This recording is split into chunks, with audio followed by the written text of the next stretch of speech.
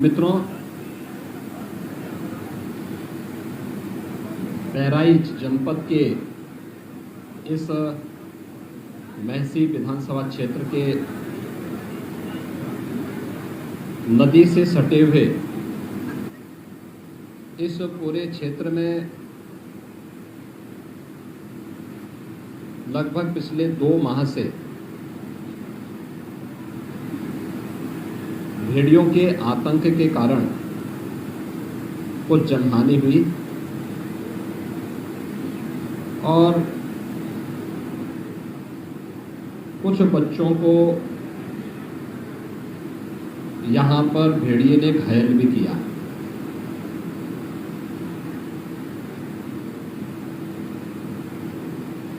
यहाँ की सूचना के बारे में जब पहली बार यहाँ के जनप्रतिनिधियों ने मुझे अवगत कराया था तो मैंने प्रशासन को इसके बारे में एक अभियान चलाने के लिए तत्काल निर्देश दिया था। इसके उपरांत वन मंत्री को और वन विभाग के अन्य अधिकारियों को भी अतिरिक्त टीम के साथ यहाँ पे भेजा गया था। पिछले 2 महीने में इस क्षेत्र में 8 जनहानि देखने को मिली, जो 20 से 25 किलोमीटर के दायरे में ये हुआ है। यहाँ पे जो रेस्क्यू किया गया है इसमें 5 भेड़िए अब तक रेस्क्यू किए गए हैं और एक अभी ऐसा है जो पकड़ा नहीं गया है। ये चीज़ें देखी गई हैं कि जो अचानक इस सीजन में उन क्षेत्रों में जो जंगली जानवरों की दृष्टि से संवेदनशील होता है, इस प्रकार की घटनाएं अक्सर प्रकाश में आती हैं जब जिन क्षेत्रों में ये जंगली जानवर रहते हैं वहाँ पर पानी घुस आता है। तो ये अन्य स्थलों की ओर प्रस्थान करते हैं और शिकार की तलाश में कभी कभी यह मानव बस्ती के नज़दीक आते हैं। तो मानव बस्ती के नज़दीक जहाँ भी इसे आसान शिकार मिलता है तो वहाँ पर ये हमले देखने को मिलते हैं। इस बार भी जब सरयू नदी में पानी बढ़ा और उसके पूरे क्षेत्र में जल जमाव की स्थिति ये जुलाई प्रथम सप्ताह में ही हो गई थी और 17 जुलाई को पहली घटना यहाँ देखने को मिली थी जब 1 वर्ष के बच्चे को भेड़िए ने उठा करके अपना शिकार बना दिया था। इसके उपरांत ये लगातार चलता रहा। अवश्य था कि वह एक गांव में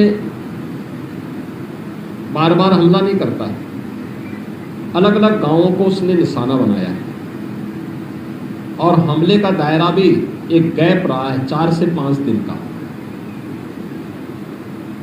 1 सितंबर को अंतिम घटना घटित हुई थी और आज 15 सितंबर है।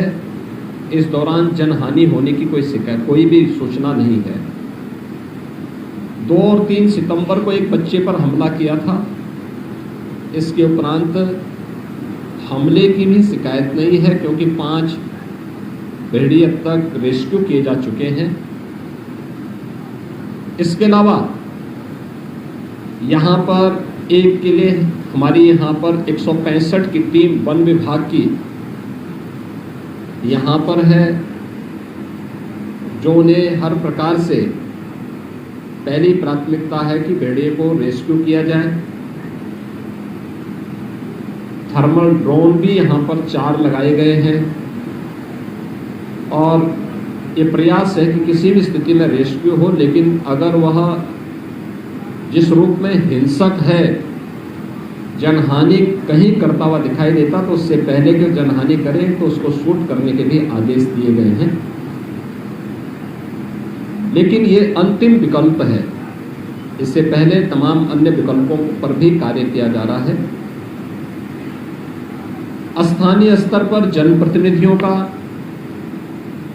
जिला प्रशासन, पुलिस प्रशासन, वन विभाग की टीम ने बेहतर समन्वय से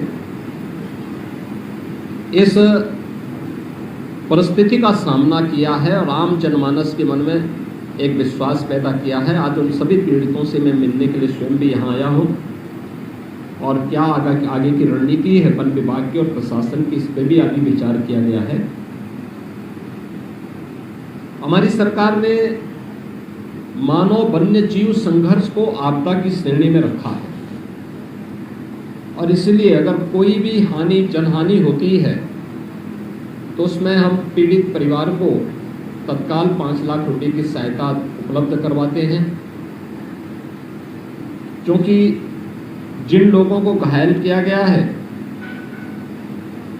तो रेबीज का इन्फेक्शन न हो, इसके लिए एंटी रेबीज वैनम भी उन लोगों को उपलब्ध करवाई गई है। उन बच्चों को या उन लोगों को उपलब्ध करवा दिया गया है जो लोग अब तक इस प्रकार के जंगली जानवरों के हमले से घायल हुए हैं। हम लोगों ने पहले ही यहाँ पे प्रशासन को निर्देश दिए हैं। यद्यपि प्रदेश में अब तक हम लोग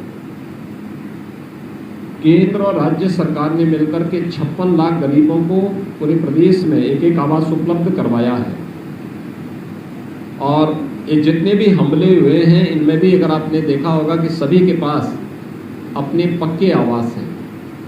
हाँ, कुछ लोग हैं जो गर्मी के कारण या किन्हीं अन्य कारणों से घर के बाहर सोते हैं इस सीजन में, तो उसी में जंगली जानवर को एक अवसर मिलता है। कुछ लोगों ने अपने घरों पे दरवाजे नहीं लगाए थे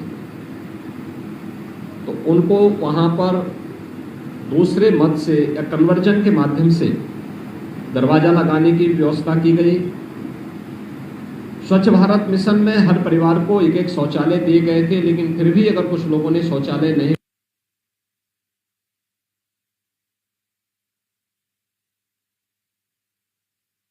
अतिरिक्त शौचालय बनाने की भी व्यवस्था की गई।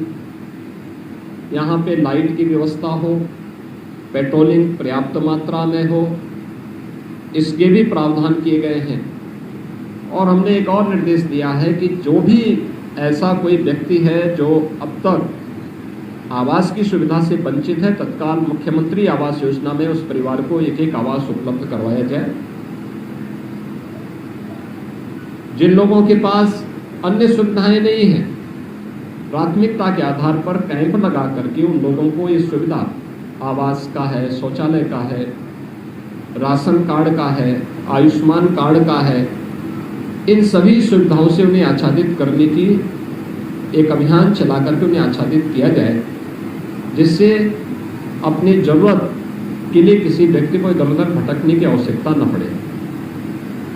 मैंने इन सभी गांवों का भी सर्वे भी किया है और मैंने देखा है कि लोग जनजीवन सामान्य है, लेकिन सतर्कता की आवश्यकता है और टीम जब तक इस खतरे को यहाँ से मुक्त क्षेत्र को नहीं कर देती है, टीम यहाँ पे तैनात रह करके पूरी सतर्कता के साथ आम जनता की सेवा के लिए और प्रत्येक व्यक्ति को इस खतरे से बचाने के लिए यहाँ पर पूरी प्रतिबद्धता के साथ कार्य करेगी। आज इसीलिए मैंने पीड़ितों से मिलने, पीड़ित परिवारों के प्रति अपनी संवेदना व्यक्त करने और इस क्षेत्र का दौरा भी किया है और क्या आगे की रणनीति वन विभाग की और स्थानीय प्रशासन की है, ये इसकी जानकारी भी दी है।